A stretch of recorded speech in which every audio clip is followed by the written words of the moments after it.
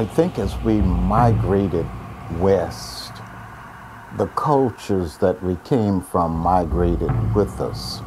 Americans did not see blacks as equals. There was not necessarily slavery, but the policeman was the slave plantation overseer. You've got to keep the white and the black separate.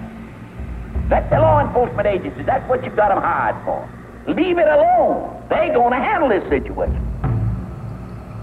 Just leave it alone. Whether you go back to the slave patrols, go back to the union busting, go back to a period of time in our history when segregation ruled the land and large parts of the land, and police were the enforcers of that.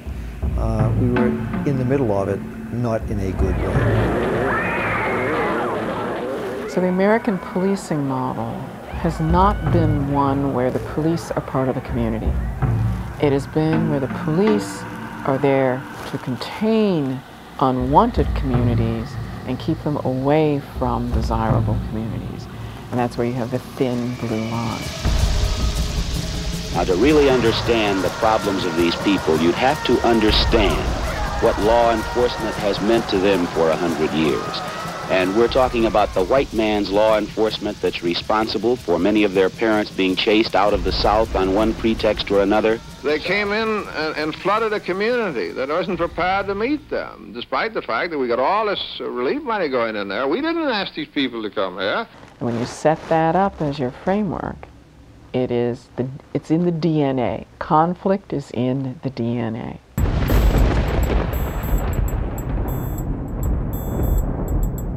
And the police swarmed him, they mauled him, and then they beat him like a dog.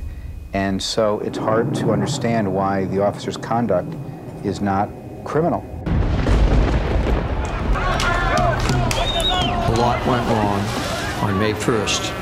And as Chief of Police of the Los Angeles Police Department, I'm embarrassed for this department, embarrassed for the city that we serve. And when you heard somebody, the police chief, actually say that there were problems within the department, that there were problem officers, that this was a serious issue, it makes a huge difference. And I knew that there was something different about what was moving forward.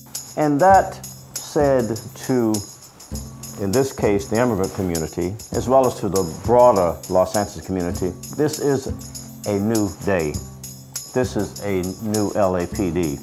I think that's what people want to hear. I don't think they expect their leaders to be perfect, because nobody is.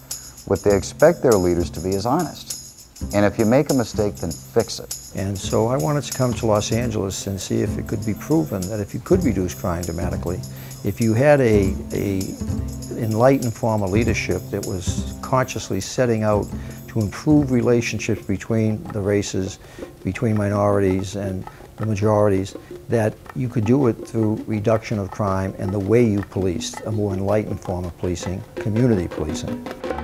So even though we face the difficulties of today and tomorrow, I still have a dream.